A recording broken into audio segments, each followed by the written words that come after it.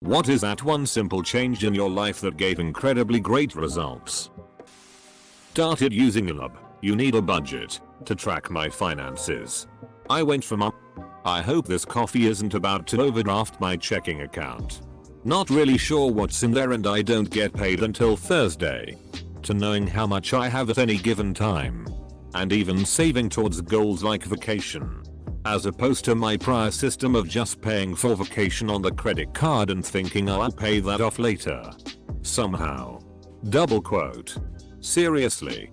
If you're kind of a disorganized person with your finances like I was and if you ever overdraft your checking account, doing a budget like this will really help you. Stopped making fun of people for just living their life. I know it sounds stupid, but it was a major turning point in my life. I was about 26 and one day I was riding the train home, annoyed that this person was wearing bright yellow pants. Then I thought to myself, why does this bother me? It literally doesn't affect my life at all. If those pants make them feel confident, good for them. Why am I wasting energy caring about this? It was like a SWTCH flipped. I just stopped criticizing people. Even if it was just in my head. Not to say I don't slip up. But it was a surprisingly easy change to make. Honestly, I feel so much better. I tend to be a more positive, happy person and have felt just this weight lifted. I can't even listen to other people do it now. It brings me down. For example, I used to love Fashion Police but now I can't stomach it. Getting my DNA tested and finding out that I have a gene mutation that makes me resistant to sleep deprivation and that 6 hours of sleep is normal for me. I've spent the last 20 years trying to trick my body into 8 hours of sleep. Thinking that's what I needed. So much less pressure now. Edited to add, I feel like an arsehole now. I poked all around 23andMe and could not find any reference to this in any of my health reports. So I went through all the surveys that I took and found one reference. A high percentage of people that matched your answers have a mutation that makes them resistant to sleep deprivation. Something along those lines. I searched online and it sounds like it's a mutation of the 2nd of December gene, which 23andMe doesn't test for. So not confirmed but suspected by 23andMe. Who doesn't test for that, so they must be pulling that information from a different data source. I looked around and can't find a lab that tests specifically for that mutation. But I'm going to ask a friend of mine who is a geneticist. Will update if I get more info. When anyone asks me to hang out, I say yes. It doesn't matter if I don't want to go. It doesn't matter if I want to sleep. It doesn't matter if I want to do anything else. I've found that I've really helped some friendships grow where a lot of other people seem to be losing friends out of their life as things get busy. If you want friends, make the effort. Always say yes and always go to everything you're invited to. Great quote gave me a new insight on my day-to-day activities. Let's say you have a bank account with $86.400 in it, and someone was able to steal $10 out of it. Would rather spend the rest of the $86.390 just to get the $10 back, or just let the $10 go? There are 86.400 seconds in every day. Don't let someone who ruins 10 seconds of your day ruin the entire day for you. My socks are the same brand and color. Trying to match socks after a wash is for suckers. I did that a few years ago after realizing I had 11 different kinds of socks, and most of them were raggedy. Bought 2-12 packs of the same style. Gave the old ones to my pet rats for bedding. They're all the same style, so I don't have to sort and pair them. Just dump them in a bin and grab 2. Saved a few minutes here and there, but also got rid of something that was more annoying than I'd realized. Reading before bed instead of watching Netflix. Fell asleep quicker. Woke up feeling better. Until you read a really good book and end up awake at 2 AM. This is true for me about once a month. Reading before bed makes me sleepy very quickly, so it takes me a while to get through even a short book. Drinking more water. I started drinking more water, but nobody warned me about how much more I'd pee. My god. It's like a tap you can't turn off. Same here. I drink caffeine in the morning then water all day. I pee a lot. My friends started calling me an old lady. Just know I understand your pain. Can drink coffee all day long without going in for a pit stop. But that first glass of water breaks the dam. You're dehydrated AF. Colored my hair neon purple 2 days ago. The confidence boost has been amazing. I'm disabled. My whole life. People have looked at me and smiled. I'm the kind of person who always thinks the best of people. So I never saw them as pitying smiles till now. The smiles have changed. People aren't looking down at my wheelchair and smiling sadly. They're looking up at my hair and grinning widely. I walk into stores and want to pull my hood down. I smile wider and I find myself looking at shiny things in the stores with more confidence.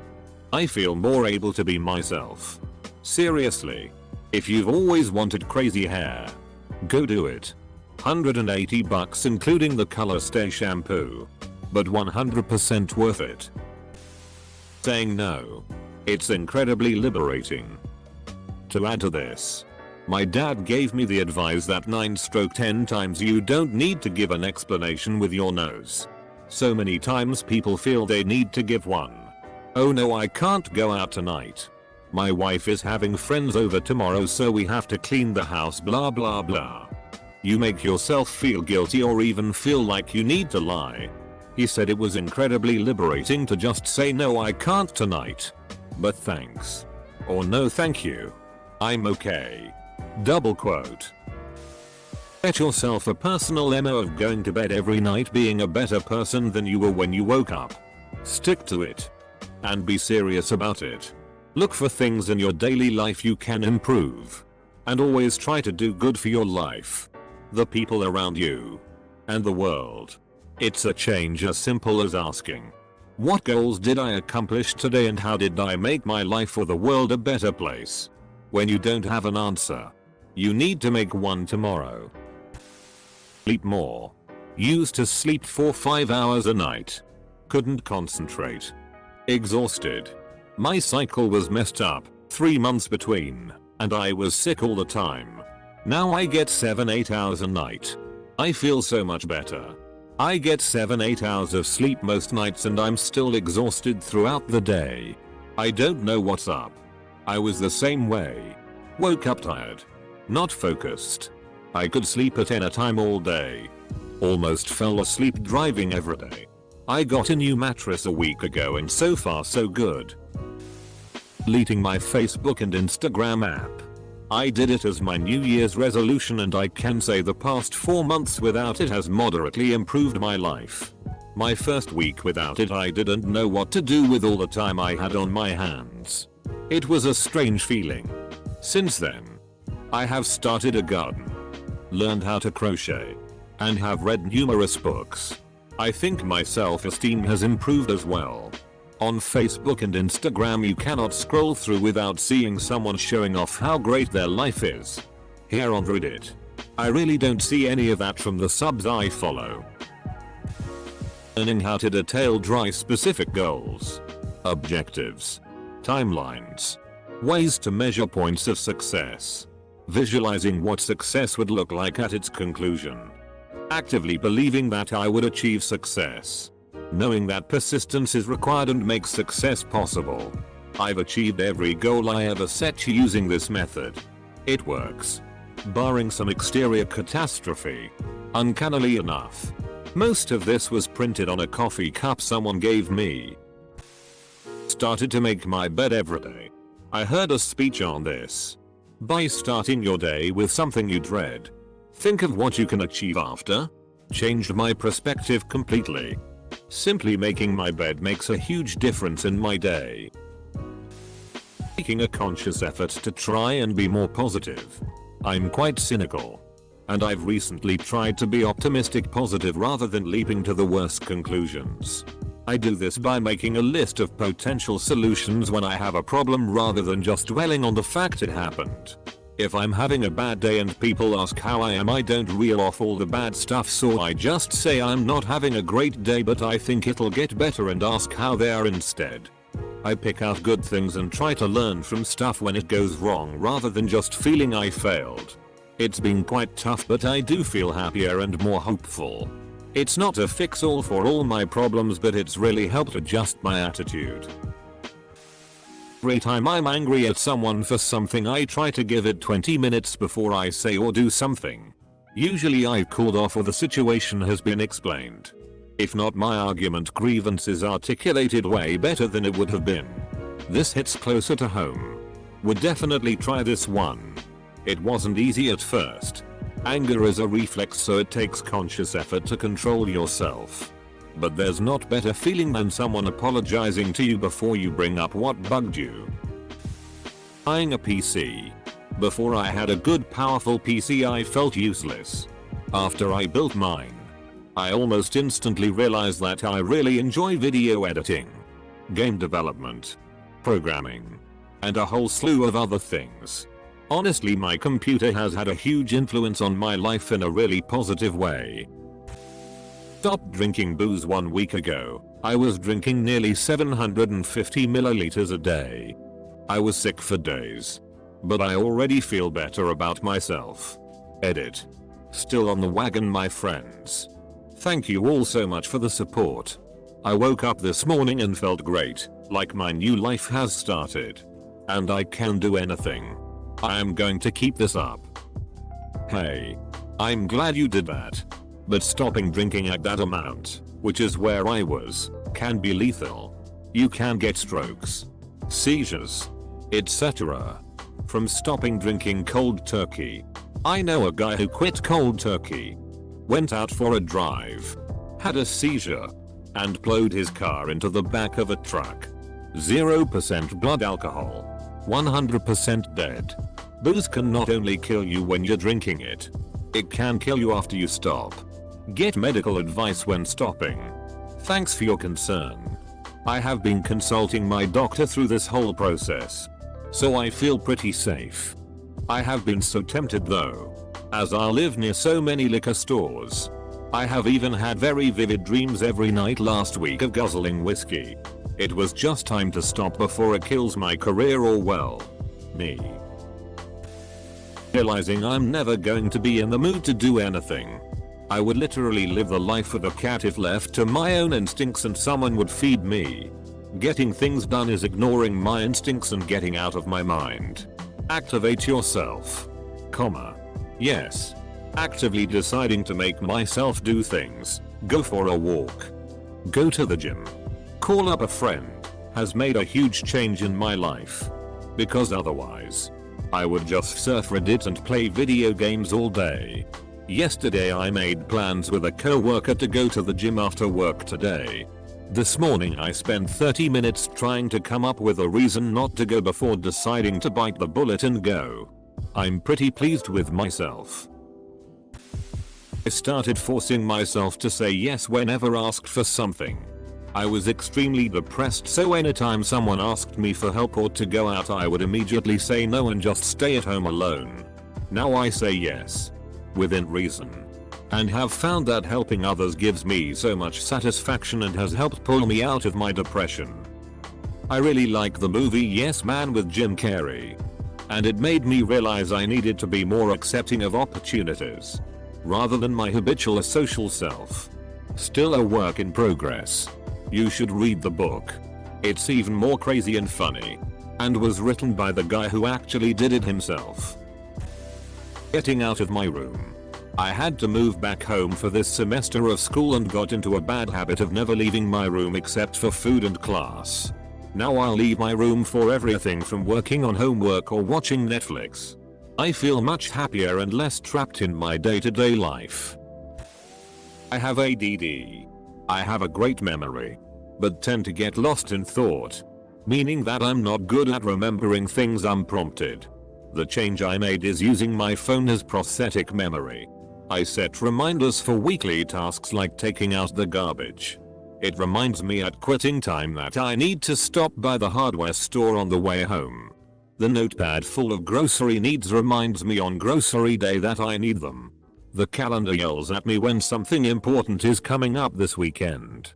This may sound really basic, but it wasn't until I had a smartphone that all of this stuff was in one place and b, always at hand.